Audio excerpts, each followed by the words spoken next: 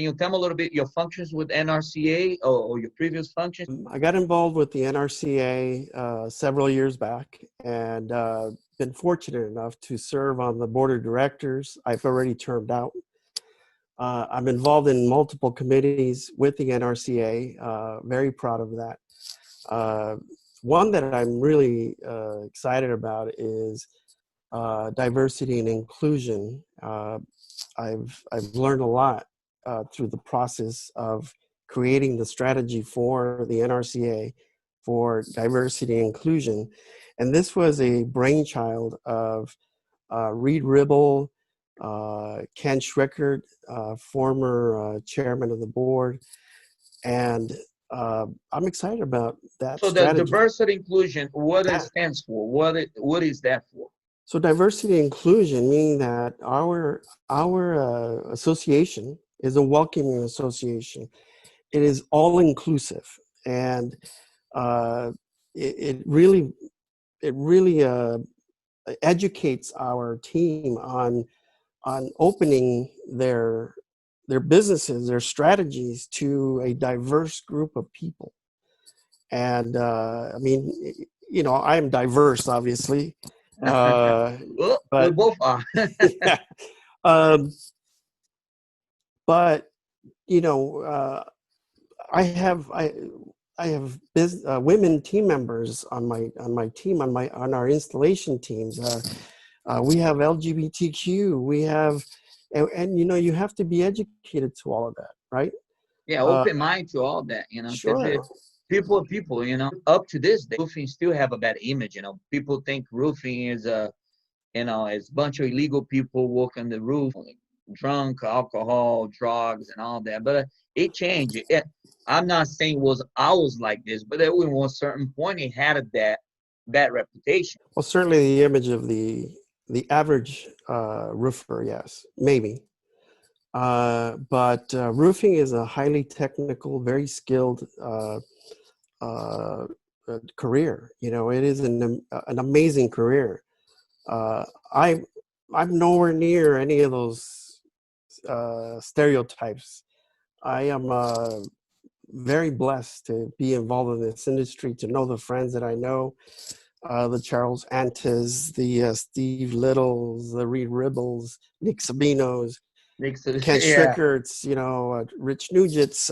You can go on and on and on.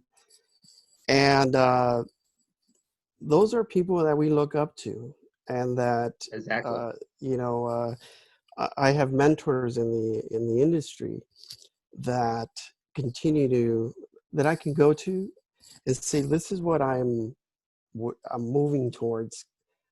You've been there. Can you advise me? And they're wide open. And you also a mentor too, as well. I've learned a lot being involved in the NRCA, our friends. So our industry is very generous. There's a lot of awesome contractors around the country, around the world, that do a lot of great things. I mean, Charles gives away a lot of roofs, much more than I. But you know, they motivate us to do for our community, to do things that are different. That we're blessed to be in this position. We're blessed to have work during this time, right at this very moment. And so to be able to reach out and help people, whether it's small or large scale, there is no time in these type of times to do it. And our industry is very generous. It's one of the most generous industries that I know, and I know our other industries as well. I tell everyone this: our industry is so big, but yet everyone knows each other, and it's funny because, you know, there's an old saying that people say, you can fake until you make it, but it doesn't happen in our industry. If you're a faker, eventually a mask is going to fall off and people will know who you really are. And so you better be who you are and who you tell who, you know, you're going to do, because, you know, you're going to be accountable for. And I see a lot of good people in our industry. You know, there's few, you know, bad apples, but it happens in every industry. Unfortunately, you know, that's human nature. You know, you see a lot of good people, and you also see bad people too as well. but luckily, there's a people with a lot of good intentions in our industry. I agree. You know, it's kind of amazing that in your trajectory, in your career path, you meet people that will influence you for the rest of your life. Either how to be a good citizen, or how to be a good businessman, or how to be a giver with respect to nonprofit and being involved in your industry.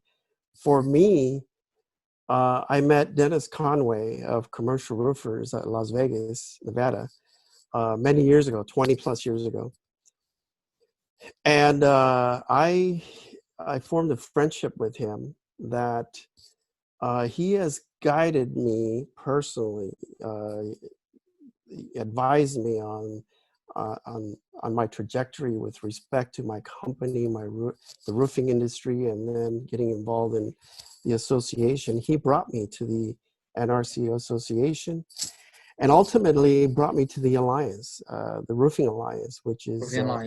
the endowment fund for the NRCA, and got me involved with that as well. And so those are the kind of people that you meet in a very generous industry, that if you Yeah. listen to their success, they will guide you in that And direction. eventually you start to separate, because you got to remember this. Good people, normally they like to be surrounded with good people. And bad people, the same way, they like to be surrounded with bad people, people that think the same way they think. So you need to pick a side. It's almost like, what do you call the movie Star Wars, pick a side. So you got to pick your side. So Yeah, I mean, luckily for us, there's a good people that pick the right side. I agree with that. I mean, for me, I never wanted to disappoint my parents, so I've always chosen to be a good citizen, and I chose to go to school. I chose to deliver a quality life, so they could be proud, I hope. And so that's kind of how I live. That's just me. I mean, that's what I've done. I've done nothing different. I met my wife when I was very young. We got married very young. We both put ourselves through school. We worked very hard, but always focused on being good citizens.